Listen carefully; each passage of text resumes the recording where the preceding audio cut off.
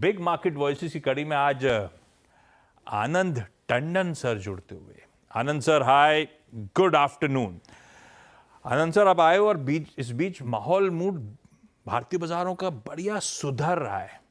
अच्छे मूड से लगातार अच्छी तेजी के साथ कामकाज। निफ्टी बैंक तो ऑलमोस्ट अपने रिकॉर्ड हाईज को किस करने की तैयारी में है। ऐसे में ये मान लूं कि अब गिरे वेरेगा, कूल ऑफ होगा, कंसोलिडेशन होगा अपनी जगह, लेकिन स्टॉक मार्केट्स के लिहाज से वो जो टैरिफ टैंट्रम सरदर्द इज द वर्स्ट ओवर। हमने क्या जो रीसेंट लोज बनाए थे, हमने बॉटम इन प्लेस है, ऐसा मान लूं कि एटलीस्ट एक रीजनेबल कॉन्फिडेंस के साथ। देखिए, मार्केट कहाँ जाएगा ये कहना मुश्किल है, ऊपर या नीचे। लेकिन अगर आप टैरिफ की बात कर रहे हैं तो टैरिफ टेंट्रम में अभी तक कोई समाधान नजर नहीं आया है। ना तो इंडिया के साथ कोई डील हुई है अभी तक, और चाइना के साथ जो डील हुई है, अगर आप देखें, जब दोनों बड़े सबसे बड़ी दुनिया की इकोनॉमी अर्थव्यवस्था पे आपने 100% से ऊपर का टैरिफ लगा दिया आपस में, तो वहां पर जो है वॉल्यूम कम हो जाएगा। अगर आप आज के दिन कंटेनर बुकिंग देखें जो यूएस की तरफ जा रहा है, वो आधे से कम हो चुका है। तो अगर पूरी ग्लोबल इकोनॉमी में 1% से ज्यादा गिरावट होने की संभावना है, तो ऐसा नहीं हो सकता कि कोई भी इकोनॉमी अर्थव्यवस्था ऐसी हो दुनिया में जहां पर उसका नेगेटिव प्रभाव नहीं पड़ेगा। तो अगर हमारा मार्केट वापस उस लेवल पे चला गया जहां पर जो अनाउंसमेंट था लिबरेशन डे पे, उस लेवल के ऊपर आप जा रहे हैं, तो आप ये समझ के चलिए कि यहाँ से ऊपर की तरफ कोई ना तो आपके पास कोई सेफ्टी है, ना आप ये फैक्टर इन कर रहे हैं कि कोई नेगेटिव आपकी का प्रभाव होगा ये सब टैरिफ के कारण। तो ये डेंजरस प्रपोजिशन है, क्योंकि प्रभाव आपके ऊपर भी आएगा और शायद नेगेटिव ही आएगा।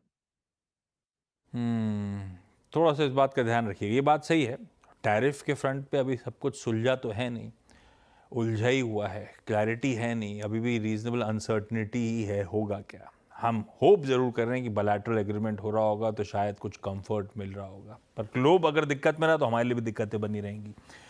टंडन सर, आपकी प्रिफर्ड थीम्स वगैरह पे आऊं मैं, कहाँ नज़र रखनी चाहिए जब मार्केट जिस तरह से अब इंच अप कर रहे हैं? तो उससे पहले आईटी, खैर 2 नंबर्स आ गए, हम कमज़ोर सा अनुमान लेके चल रहे थे, उससे भी डिसअपॉइंटमेंट ही हाथ आया है, चाहे वो टीसीएस हो, चाहे वो इवन कल आए विप्रो के नंबर्स हो। आईटी चीज़ें बदल रही हैं।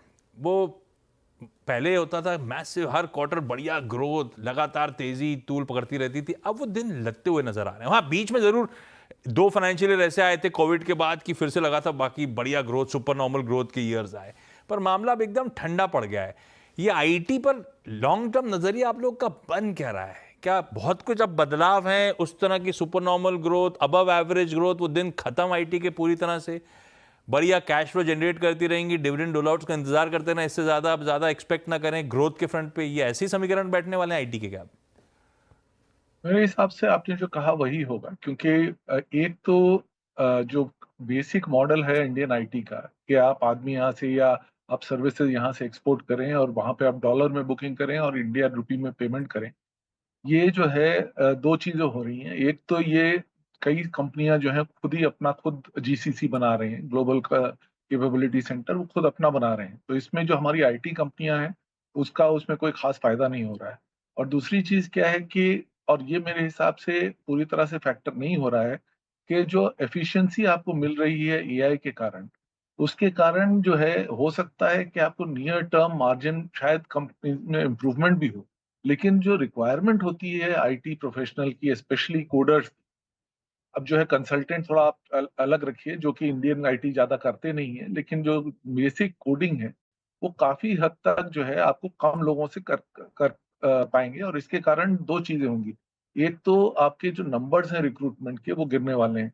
बल्कि अगर आप देखें, इस बार ऑलरेडी पहली तिमाही में टीसीएस ने कहा कि टोटल 600 आदमी ऐड करेंगे। जो कंपनी 40,000 लोग को लेती थी साल में, वो अब 600 लोगों की बात कर रही है।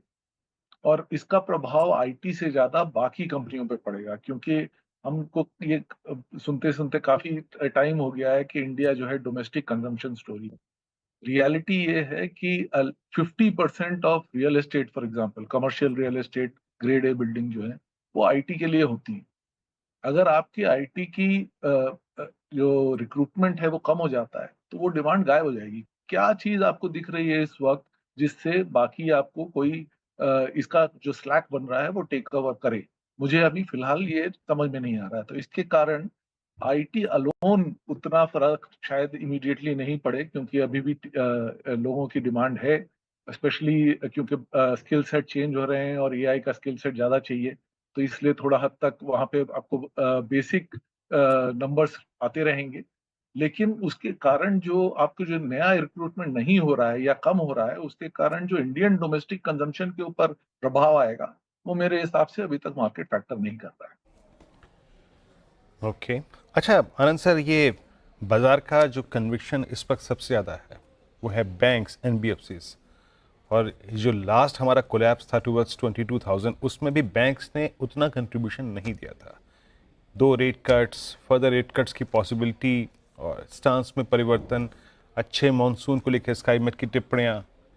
आपका बैंक्स पे कन्विक्शन कितना है सर, और आपका पिकिंग ऑर्डर क्या है? I mean private banks, PSU banks और माइट बी एनबीएफसीज। देखिए, जहाँ तक बैंक्स और एनबीएफसी का सवाल है, मेरे हिसाब से ये थोड़ा-सा रिलेटिवली चीपर सेक्टर है, और जैसे आपने कहा उतना बढ़त भी नहीं हुई थी, इसलिए उतनी गिरावट भी नहीं हुई है। और अब जो है, क्योंकि आपके इंटरेस्ट रेट्स फिर से आना कम होने शुरू हुए हैं, तो मार्जिन तो जो बीच में स्क्वीज़ हो रहा था एनआईएम, वो शायद आपको फिर से थोड़ा-सा बढ़ता हुआ नज़र आएगा। क्लियरली जो कंपनियाँ लायबिलिटी प्रोफाइल बड़ी बढ़िया ले सकती हैं, जो कि डिपॉज़िट अच्छे सस्ते रेट पे ले सकते हैं, वो आप फ़ायदेमंद होंगे, और उसमें आपको टेक्नोलॉजी चाहिए, क्योंकि आजकल कोई बैंक जाता नहीं। तो जहाँ तक टेक्नोलॉजिकली एडवांस्ड बैंक हैं, वो भले प्राइवेट सेक्टर हों या पब्लिक सेक्टर हों, वहाँ पर आपको ध्यान देना चाहिए। उसमें क्लियरली प्राइवेट सेक्टर का थोड़ा-सा अभी तक फ़ायदा है, क्योंकि वहाँ पर टेक्नोलॉजी थोड़ी-सी बेटर रहती है, हालाँकि पब्लिक सेक्टर में भी वो गैप अब कम होता नज़र आ रहा है। लेकिन अगर आपको लेना ही है, तो अगर आप फ्रंट लाइन प्राइवेट सेक्टर और सबसे बड़े पब्लिक सेक्टर बैंक्स में ध्यान दें, तो वही बेहतर रहेगा। शेयरी पिकिंग करने की ज़रूरत नहीं है, छोटी कंपनियों में डिपॉज़िट को आपको फिर भी हायर रेट पे लेना पड़ेगा। जहाँ तक बचा एनबीएफसी का, एनबीएफसी आपसे बोरो कर रहे हैं बैंक से। उनका मार्जिन हमेशा स्क्वीज़ रहेगा, वो खाली ये है कि कंज़्यूमर के पास भी उनको हायर रेट पे देने की सहूलियत रहती है। लेकिन जैसे मैंने कहा, मेरा मानना है कि डोमेस्टिक कंज़म्पशन डिमांड डिस्क्रिशनरी के ऊपर नेगेटिव प्रभाव पड़ने वाला है, तो इसलिए मैं एनबीएफसी के ऊपर उतना तवज्जो नहीं दूँ। ओके ठीक है सर, एनबीएफसीज को आप इतनी तवज्जो नहीं देंगे, लेकिन एक अंश जो ब्याज दरों में कटौती को और कमी को बहुत अच्छी तरीके से हाथों हाथ लेता है, जिसमें रियल स्टेट आता है, रियल स्टेट इंसिलरी आता है। उसके बाद हमने पिछले 4 एक दिन से सर बहुत अच्छा मूव देखा है हाउसिंग फाइनेंस कंपनियों में। यहाँ पर आपका तर्क क्या कहता है? हाउसिंग फाइनेंस कंपनियाँ ठीक हैं, मेरे हिसाब से वो बेहतर तरीका है रियल एस्टेट को इन्वेस्ट करने के लिए। आपको ऑलरेडी एक एक लेवल ऑफ सिक्योरिटी है, क्योंकि वो लेंडिंग जो है बड़ी सिक्योर है, और इसके साथ-साथ क्योंकि रेगुलर ग्रोथ रहेगी, तो इसलिए ठीक है। जहाँ तक रियल एस्टेट कंपनी के हिसाब है, जैसे मैंने कहा, मेरा मानना ये है कि यहाँ से डिमांड पीक हो चुका है ज़्यादातर जगह पे, और यहाँ से अगर भले कंपनी जो भी बोले, आपको यहाँ सर से इन्वेंट्री बढ़ती हुई नज़र आएगी और दाम कम होते हुए नज़र आएँगे। मैं इस वक़्त रियल एस्टेट के ऊपर थोड़ा-सा अंडरवेट हूँ।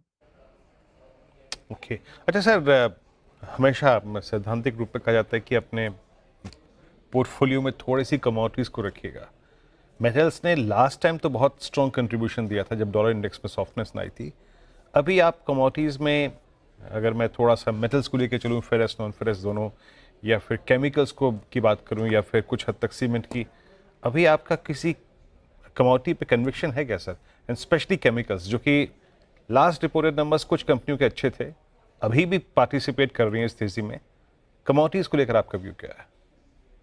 देखिए, कमोडिटी सिक्लिकल होते हैं, इसके कारण आपको टाइमिंग के ऊपर ज़्यादा ध्यान रखना पड़ता है, और ये लॉन्ग टर्म के लिए आप कोई व्यू नहीं ले सकते। केमिकल्स इस मामले में थोड़े से बेटर हैं, क्योंकि कई कंपनियां जो हैं वो पिछले साइकिल में 3-4 साल पहले काफ़ी अच्छा कर रही थी, उसके बाद पिछले कुछ सालों से फ्लैट रहा है। अगर चाइना के ऊपर पाबंदी रहेगी, तो केमिकल्स हमारे ऐसे हैं जो यहाँ पे थोड़ी हद तक हमको फ़ायदा हो सकता है एक्सपोर्ट के लिए भी, और कई कंपनियों ने पिछले 2-3 साल में कैपेसिटी काफ़ी बढ़ाई है।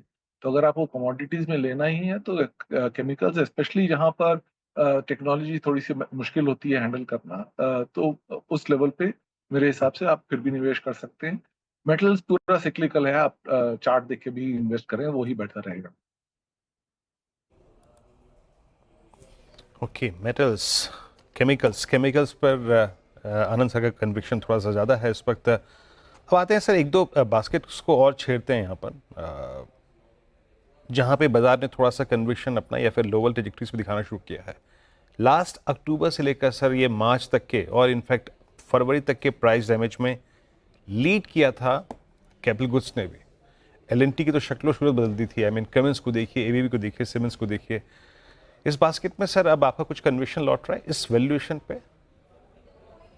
देखिए, वैल्यूएशन आप इस वक्त ना छेड़ें, लेकिन जहां तक कंस्ट्रक्शन और कैपिटल गुड्स का सवाल है, कम से कम वहां पर ये श्योर है कि डिमांड जो है, अभी जो ऑर्डर बुक है, वो करीब करीब बरकरार रहेंगे। थोड़े से कैंसिलेशन की उम्मीद की जा सकती है, लेकिन ज्यादातर कंपनियों के कई सालों तक के ऑर्डर बुक हैं, तो वो कम से कम अगले 1-2 साल तक मुझे नहीं लगता कि कोई प्रॉब्लम होने वाली है। और स्पेशली अगर कोई इंडियन डोमेस्टिक कंजम्पशन के ऊपर, इंफ्रास्ट्रक्चर के ऊपर डिपेंडेंट है, तो वहां पर गवर्नमेंट की स्पेंड बरकरार रहेगी।